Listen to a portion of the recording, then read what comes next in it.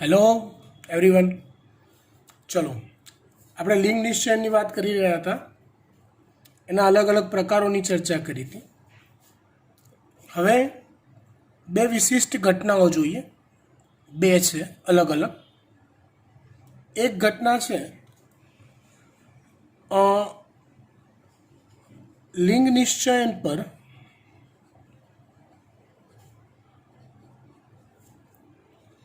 અંતઃસ્ત્રાવી અસર. લિંગ નિશ્ચયન પર અંતઃસ્ત્રાવી અસર. હવે તમને જો ખ્યાલ હોય તો જ્યારે જોડિયા બાળકો જન્મે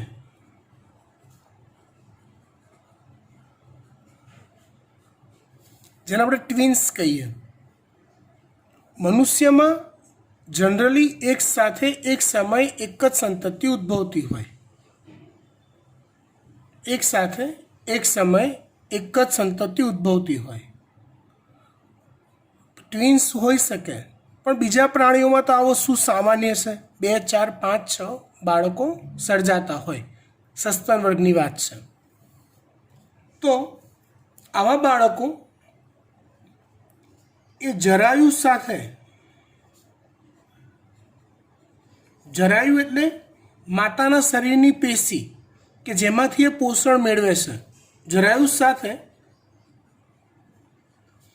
એક જ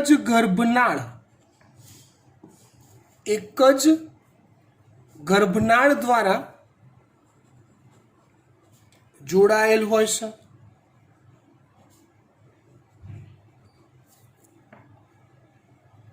હવે ધારો કે માની લો કે આ જરાયુ પેશી છે, એની સાથે કનેક્ટેડ આ ધારો કે ગર્ભનાળ છે.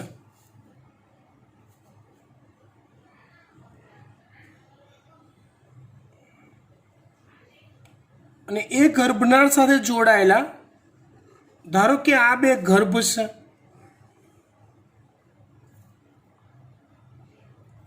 એક ગર્ભનું જનીન બંધારણ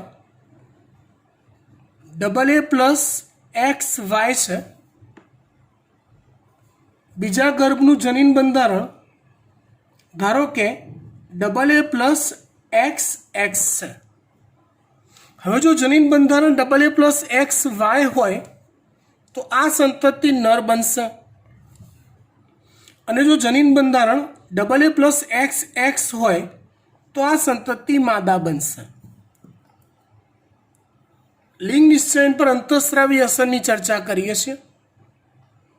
આવી ક્રિટિકલ કન્ડિશન કે જેમાં ગર્ભનાળ સાથે એક કરતાં વધુ બાળકો જોડાયેલા હોય, ગર્ભ જોડાયેલા હોય, એમાંથી જો કોઈ ગર્ભ નર તરીકે વિકસતો હોય અને ધારો કે કોઈ ગર્ભ માદા તરીકે વિકસતો હોય, તો અહીંયા कहानी में ट्विस्ट है. શું ટ્વિસ્ટ છે? શું ટ્વિસ્ટ છે કહાનીમાં? તો કે આ જે નર છે ને એ ગર્ભમાં જનનપિંડ એટલે કે શુક્રપિંડ નો વિકાસ વહેલો થાય છે. કોના કરતાં? તો કે માદામાં આવેલા અંડપિંડ ના વિકાસ કરતા. નરમાં જનનપિંડ હોય છે શુક્રપિંડ, માદામાં જનનપિંડ હોય છે અંડપિંડ. પણ ટ્રેજેડી એ છે કે એ શુક્રપિંડ આની અંદર વિકસે અને અંડપિંડ આની અંદર વિકસે એ સમયગાળામાં આ પાર્ટી થોડીક વહેલી જાગી જાય છે અને આના દેહમાં શુક્રપિંડ પહેલાં વિકસી જાય છે. કોના કરતાં? માદા ગર્ભ કરતાં. એટલે એ શુક્રપિંડમાંથી ઉત્પન્ન થયેલા અંતઃસ્ત્રાવો લાઈક ટેસ્ટોસ્ટેરોન એ સર્જાઈને જો ગર્ભનાળ દ્વારા માદા ગર્ભ સુધી પહોંચી જાય, ગર્ભનાળ દ્વારા જો એ માદા ગર્ભ સુધી પહોંચી જાય, કોણ? ટેસ્ટોસ્ટેરોન, તો એ માદા ગર્ભની કેટલીક પેશીઓ નર જેવી વર્તે છે.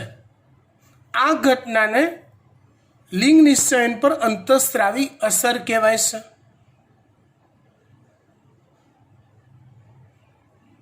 જો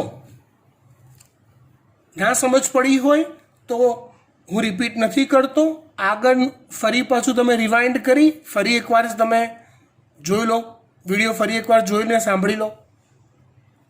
વાતને હું લખું છું ફરી એકવાર કે જ્યારે જોડિયા બાળકોમાં એક બાળક નર અને એક બાળક માદા તરીકે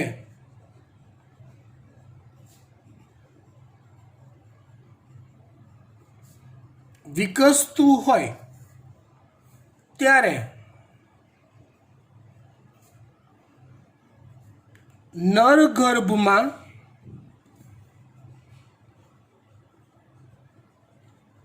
શુક્રપિંડનો વિકાસ વહેલો થાય અને એ ટેસ્ટોસ્ટેરોન જો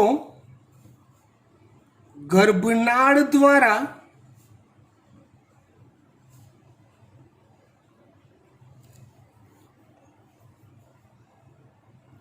માદા ગર્ભ સુધી પહોંચે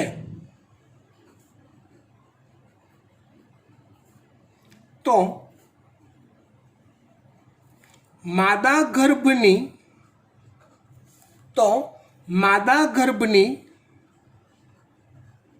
કેટલીક પેશીઓ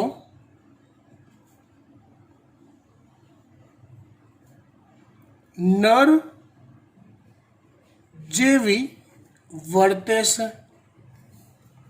આ ઘટનાને એવું કહેવાય. હા, સમજી લો, એકવાર માદામાં અંડપિંડ બની ગયા, એ અંડપિંડમાંથી ઇસ્ટ્રોજનનો સ્ત્રાવ ચાલુ થઈ ગયો, પછી ઇસ્ટ્રોજનની ઇફેક્ટ વર્તાશે. આ વાત ક્યાં સુધી છે કે જો ને તો જો ટ્વિન્સ છે અને બંને પૈકી એક નર અને એક માદા છે તો આ એક પહેલો જો. તો બીજું, નરમાં શુક્રપિંડ પહેલાં વિકસી જાય એ કન્ફર્મ, નરમાં શુક્રપિંડ વહેલા વિકસી જાય એ કન્ફર્મ. હવે જો એ શુક્રપિંડમાંથી ઉત્પન્ન થયેલો ટેસ્ટોસ્ટેરોન ગર્ભનાળ દ્વારા માદા ગર્ભ સુધી પહોંચી જાય છે તો આ બીજું જો તો આવ્યું. તો એવું થાય કે આવી માદા નરપણાના કેટલાક ચિહ્નો ધરાવે જેને ફ્રી માર્ટિન્સ કહેવાય છે. જેને શું કહેવાય છે? ફ્રી માર્ટિન્સ કહેવાય છે. પણ હા, જો કોઈ ટ્વિન્સ હોય અને એક મેલ હોય ને બીજું ફિમેલ હોય તો આ ઘટના હોય જ, એ ફિમેલ ફ્રી માર્ટિન્સ હોય જ એવું જરૂરી નથી. એ ફિમેલ ફ્રી માર્ટિન ન પણ હોય.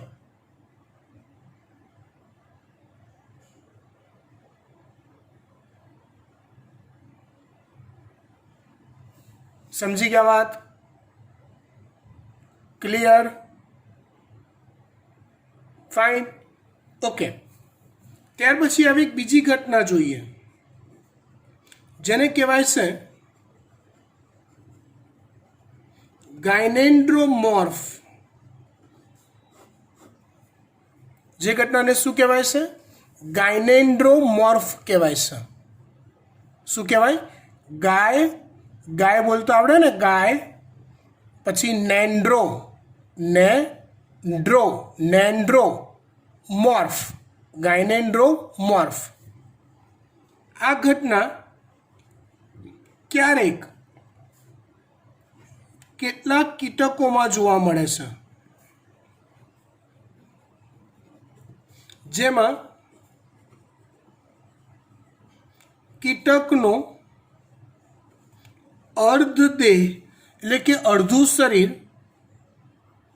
નર જેવું અને અર્ધદેહ માદા જેવો જોવા મળે છે. કીટકનો અર્ધદેહ નર જેવો અને અર્ધદેહ માદા જેવો જોવા મળે છે.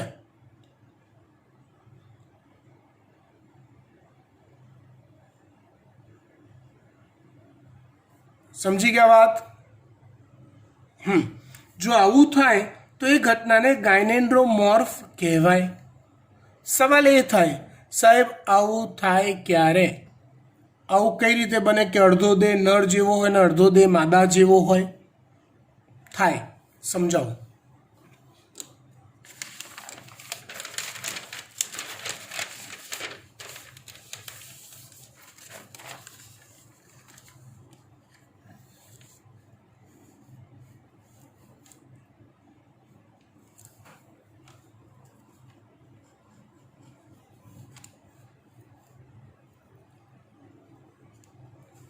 આવું ત્યારે થાય કે જ્યારે શુક્રકોષ અને અંડકોષ ભેગા મળી ફલિતાંડ તો બની જ ગયો હોય, રાઈટ? અને ફલિતાંડનું બંધારણ AA+XX હોય.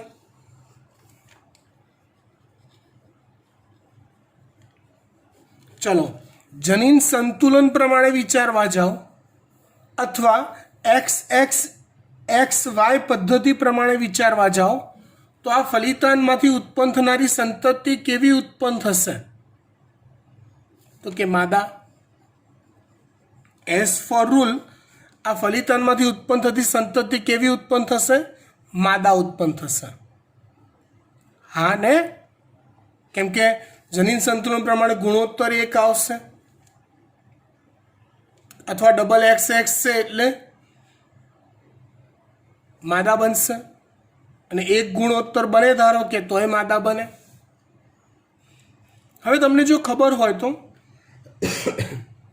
ફલિતાંડ બન્યા પછી ગર્ભ વિકાસ સમયે સંભાજન થાય. કેમ કે એક ફલિતાંડથી શરીર ન બને, એ ફલિતાંડમાંથી 2 કોષ, 2માંથી 4 કોષ, 4માંથી 8, 16, 32, 64, 128 આવા બહુ બધા કોષો બને ત્યારે આ ઘટના થાય, આખો દેહ તૈયાર થાય. તો જ્યારે એમાંથી પહેલું સંભાજન થાય અને 2 કોષ બને એ ટાઈમે કોઈ કારણસર સંભાજનથી ખરેખર આવું બનવું જોઈએ પણ એ ટાઈમે કોઈ કારણસર એક એક્સ જે છે એ ગુમ થઈ જાય અથવા લોપ પામી જાય. સમહાઉ બને, કોકવાર, રેન્ડમલી, ક્યારેક, અનપ્રિડિક્ટેબલ, ધારી ના શકાય એવું બને કે આવી રીતે એકાદ એક્સ ગુમ થઈ જાય. એ ગુમ થાય એટલે શું? એ ગુમ થાય એટલે શું થાય? તો કે આમાંથી હવે સંભાજન થાય તો જે બનશે એ બધા કોષ AA+XX પ્રકારના બનશે ને આમાંથી પણ સંભાજન થાય, જે બનશે બધા કોષ AA+X બનશે અથવા X0 બનશે, AA+X0 પ્રકારના બનશે. ઇન શોર્ટ આ 0.5 ગુણોત્તર થશે ને? 0.5 ગુણોત્તર 1/2 આવશે એટલે આમાંથી સંભાજન દ્વારા જે બી આખો દેહ રચાશે એ આખો દેહ નરપણાના ચિહ્નો ધરાવતો હશે ને આમાંથી સંભાજન દ્વારા જે બી આખો દેહ બનશે એ માદાપણાના ચિહ્નો ધરાવતો હશે. આ ઘટનાને કહેવાય છે ગાયનેન્ડ્રોમોર્ફ.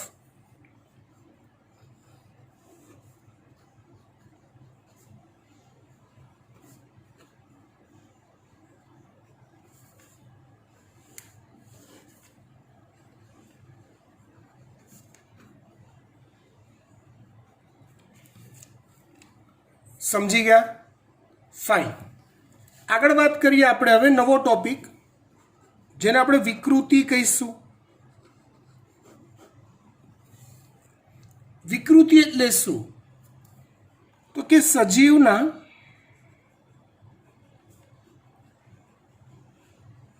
લક્ષણમાં જોવા મળતો એકાએક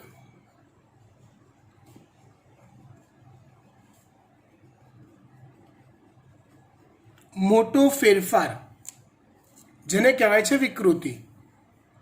સજીવના લક્ષણમાં જોવા મળતો એકાએક મોટો ફેરફાર જેને કહેવાય છે વિકૃતિ.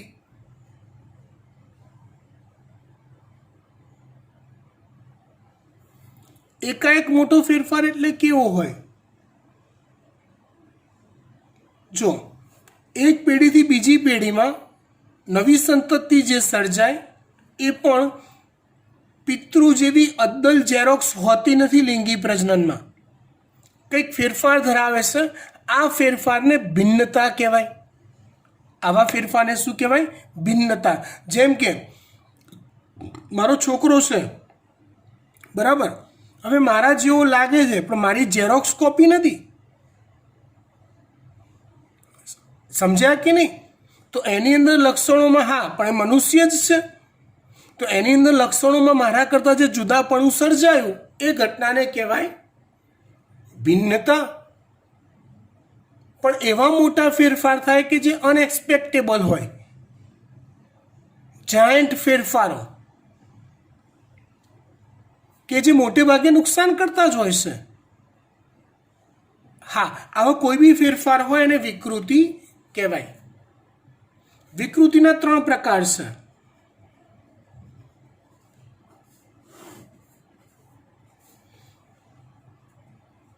એક છે સંખ્યાત્મક વિકૃતિ,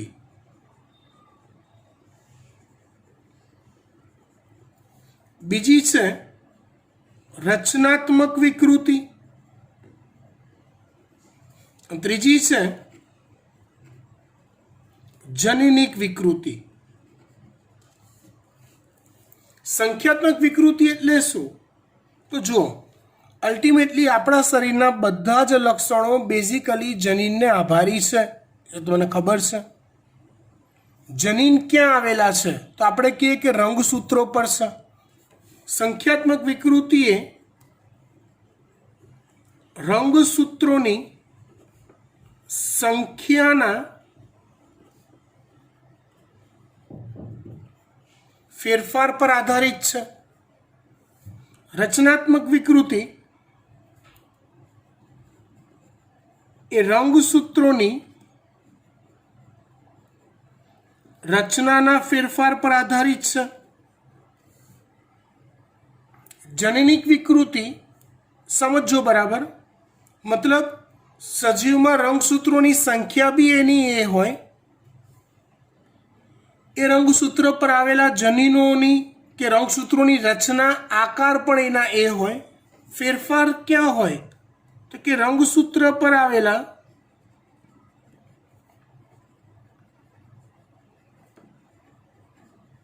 જનીનોમાં ફેરફાર હોય. રંગસૂત્ર પર આવેલા જનીનોમાં ફેરફાર હોય તો એને જનનિક વિકૃતિ કહેવાય.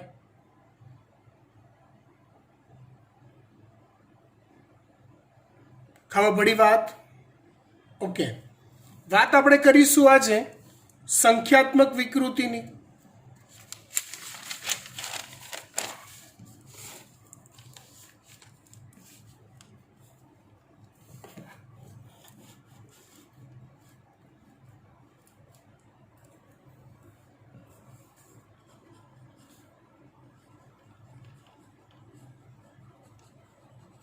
રંગસૂત્રોની સંખ્યાત્મક વિકૃતિ. આ સંખ્યાત્મક વિકૃતિ માટે એક શબ્દ વપરાય છે જેને કહેવાય છે પ્લોઇડી. શું કહેવાય છે એને? પ્લોઇડી કહેવાય છે. ફરીવાર શું કહેવાય? પ્લોઇડી. મતલબ કોઈ વ્યક્તિમાં રંગસૂત્રોની સંખ્યામાં જો ફેરફાર હોય તો એ ઘટનાને પ્લોઇડી કહેવાય. પ્લોઇડીના બે પ્રકાર છે. એક પ્રકાર છે યુપ્લોઇડી અને બીજો પ્રકાર છે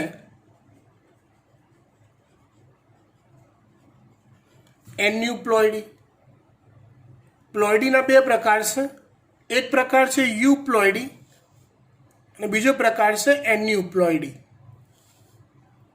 યુપ્લોઇડી એટલે શું? તો કે સંખ્યાનો જે ફેરફાર હોય એ દરેક જોડમાં એક સરખો ફેરફાર હોય. યુપ્લોઇડી એટલે સંખ્યાનો ફેરફાર, મતલબ દરેક જોડમાં એક સરખો ફેરફાર થયેલો હોય. દાખલા તરીકે મનુષ્યમાં નવા પેજ પર સમજીએ, લોચો ના પડે. મનુષ્યમાં ધારો કે 23 જોડ રંગસૂત્ર છે.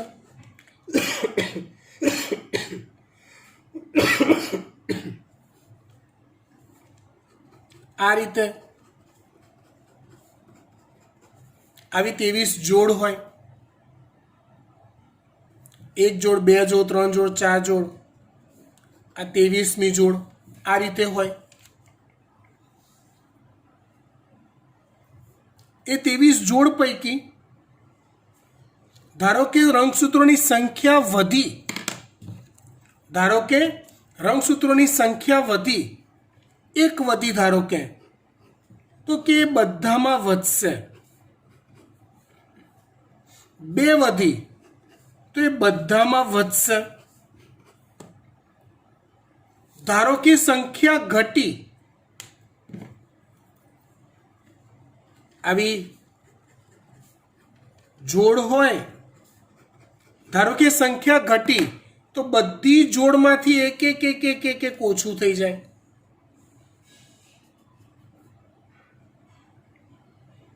મતલબ જે બી ફેરફાર થાય ને એ તમે સમજો 23ના ગુણાકારમાં જ થાય. મતલબ જો આ 23 જોડ છે, રાઈટ? 1 જોડ, 2 જોડ, 3 જોડ, મતલબ 46 નંગ છે. ધારો કે એક ઘટે છે તો બધી જોડમાંથી એક ઘટી જશે. તો 46માંથી કેટલા થઈ ગયા? 23. ધારો કે એક વધ્યું તો બધી જોડમાં એક વધશે. તેની જગ્યાએ કેટલા થઈ જશે?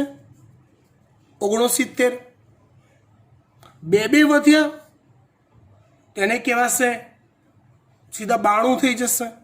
જે બી ફેરફાર થશે એ 23ના ગુણકમાં થશે અથવા nના ગુણકમાં થશે.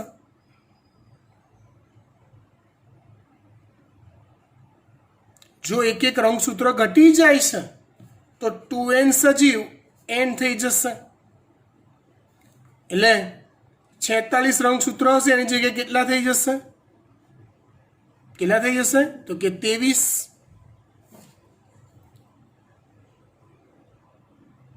જો વધવાના હશે એક વધશે તો 2n સજીવો થઈ જશે 3n. 2 વધતા હશે તો 2n સજીવો થઈ જશે 4n. ફાઇન. મૂળ વાત પર પાછા આવી જઈએ આપણે. યુપ્લોઇડી એટલે દરેક જોડમાં સરખો ફેરફાર થાય.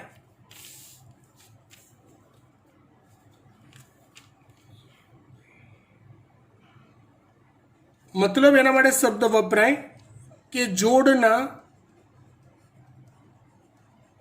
ગુણકમાં ફેરફાર થાય. જોડના ગુણકમાં ફેરફાર થાય.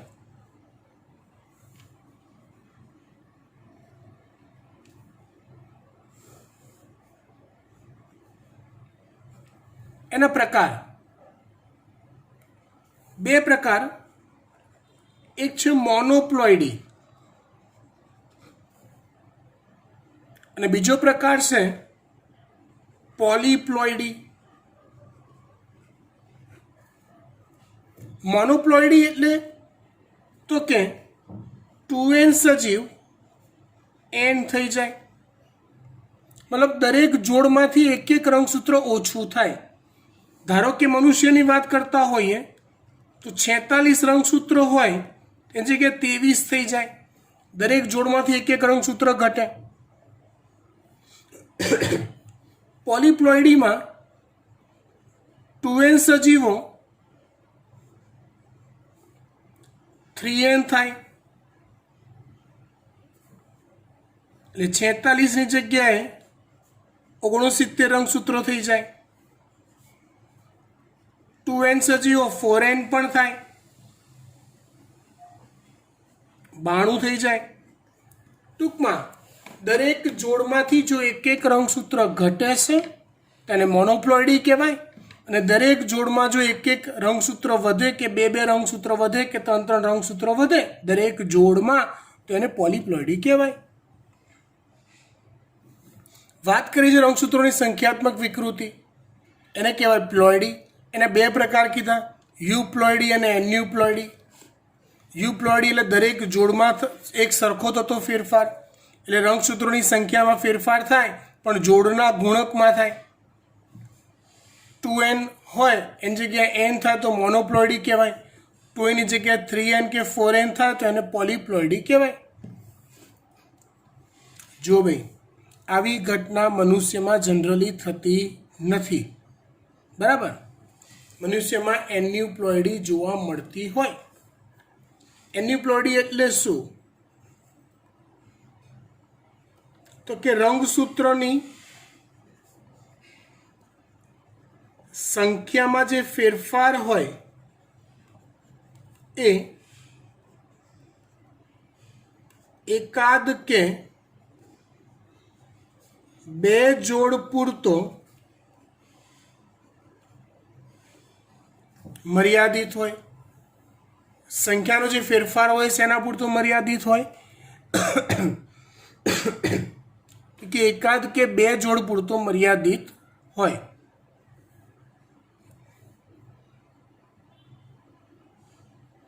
એટલે જે બી ફેરફાર થાય એ એક કે બે જોડ પર લાગુ પડતો હોય, વધારે જોડ પર લાગુ ના પડતો હોય. ચલો, યુપ્લોઇડી અને એન્યુપ્લોઇડીમાં ફરક શું કાઢ્યો તમે હવે? તો કે આમાં જે ફેરફાર થાય બધી જોડને લાગુ પડે, વધે તોય બધે વધે, ઘટે તોય બધે વધે ઘટે. અને અહીંયા જે ફેરફાર થાય એ ફક્ત એકાદ કે બે જોડ પૂરતો જ મર્યાદિત ફેરફાર થાય.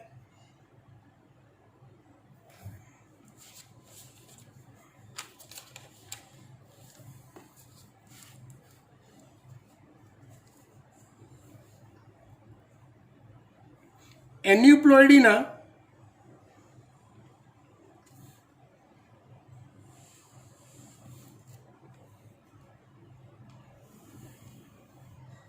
બે પ્રકાર હોય. એક છે હાઇપોપ્લોઇડી અને બીજો પ્રકાર છે હાઇપરપ્લોઇડી. હાઇપો અને હાઇપર. હાઇપોપ્લોઇડી એટલે સંખ્યા ઘટવી અને હાઇપરપ્લોઇડી એટલે સંખ્યા વધવી. એ જો 46 કરતાં સંખ્યા ઘટે છે એકાદ કે બે જેવી, એકાદ કે બે જોડમાં, તો એને હાઇપોપ્લોઇડી કહેવાય. 46 કરતાં સંખ્યા વધે છે એકાદ કે બે જોડમાં, એકાદ કે બેની સંખ્યામાં વધી તો એને હાઇપરપ્લોઇડી કહેવાય. હવે હાઇપોપ્લોઇડીના બે પ્રકાર છે. હાઇપોના બે પ્રકાર છે. એક છે મોનોસોમી, બીજો પ્રકાર છે નલીસોમી. હાઇપો એટલે ઘટવું, એટલે જો જોડમાં એકાદ જોડમાં એકાદ રંગસૂત્ર ઓછું થયું તો 2n ની જગ્યાએ રંગસૂત્રોની સંખ્યા 2n-1 થાય. એટલે જો 46 હોય તો એની જગ્યાએ 45 થાય. તેને મોનોસોમી કહેવાય. એકાદ જોડમાં એક રંગસૂત્ર ઓછું થઈ ગયું, એને કંઈક આ રીતે વર્ણવી શકાય કે ભાઈ આવી રંગસૂત્રોની જોડ હોય, 23 રંગસૂત્રોની 23 જોડ, એમાંથી એકાદ જોડમાં એકાદ રંગસૂત્ર ઓછું થઈ ગયું હોય. મતલબ બાકી બધું એવું ને એવું જ હોય, એકાદ જોડમાં એકાદું જ ઓછું, એટલે શું થાય કન્ડિશન? સમજી ગયા તમે? 46 ની જગ્યાએ કેવા થાય? 45.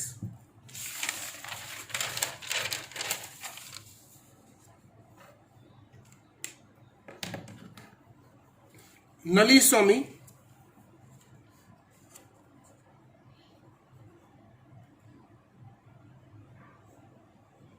તો જોડના બંને રંગસૂત્રો ગુમ થઈ જાય, આખી જોડ જ ઉડી જાય. અહીંયા જે ઉદાહરણ આપ્યું ને, આ એક ગયું તો બંને પાર્ટી જતી રહે, આ બંને જતા રહેશે, તો એને નલીસોમી કહેવાય. તો એને રંગસૂત્રોની સંખ્યા 2n-2 થઈ જાય. મતલબ કે 46 હોય તો એમાંથી 44 થઈ જાય.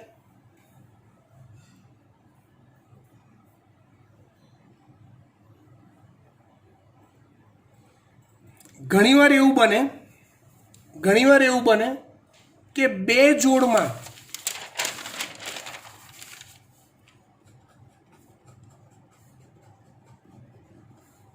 આવી જોડો હોય તો બે જોડમાંથી એક ઓછું થઈ જાય. બે જોડમાંથી એક ઉલડી ગયું, જતું રહ્યું, લોપ થઈ ગયો. તો એમાં બી તમે વિચારો તો જવાબ શું આવે? 2n હોય તો જગ્યાએ 2n-2 જ થાય.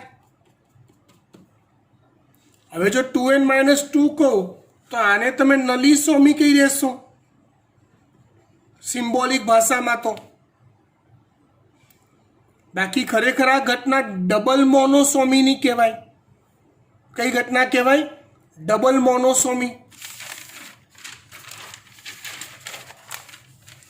એટલે જ્યારે મોનોસોમી ડબલ હોય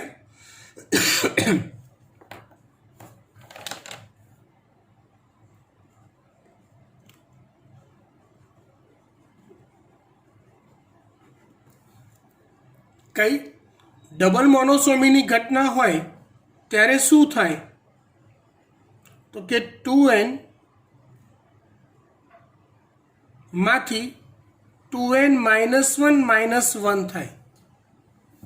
ડબલ મોનોસોમી હોય ત્યારે એ સંખ્યા તો 46 ની જગ્યાએ 44 જ થશે, પણ સંજ્ઞા 2n-2 ની જગ્યાએ 2n-1 વપરાય. તો એ કોનાથી અલગ પડે? નલીસોમીથી અલગ પડે. નલીસોમી માટે સંજ્ઞા આવે 2n-2, એવું દર્શાવે છે કે એક જ જોડના બંને ગાયબ છે. પણ જો તમે એવું લખો 2n-1 એનો અર્થ બંને જોડમાંથી એક પાર્ટી ગાયબ છે, તો એને ડબલ મોનોસોમી કહેવાય. ક્લિયર? ફાઇન. વાત કરીએ આપણે હાઇપરપ્લોઇડીની. એના બે પ્રકાર છે. એક છે ટ્રાયસોમી, બીજું છે ટેટ્રાસોમી. બે પ્રકાર છે, ટ્રાયસોમી અને ટેટ્રાસોમી. ટ્રાય એટલે શું? તો કે 3. દરેક જોડમાં બે રંગસૂત્રો હોવા એ કોમન છે, સામાન્ય છે. પણ જો કોઈ એકાદ જોડમાં એક રંગસૂત્ર વધી ગયું, આવું હોય એ બધી જોડ હોય એમાં એકાદ જોડમાં એક રંગસૂત્ર જો વધી ગયું તો એને ટ્રાયસોમી કહેવાય, કેમ કે એ જોડમાં 3 રંગસૂત્ર થઈ જશે. તો ટ્રાયસોમીને દર્શાવાય આ રીતે 2n માંથી 2n પ્લસ 1 થાય. 2n માંથી શું બને? 2n plus 1. સેમ વે તો ચલો સંખ્યા કેવી થાય? 46ની જગ્યાએ 47 થાય. ચલો એવી રીતે ડબલ ટ્રાયસોમી હોય ધારો કે,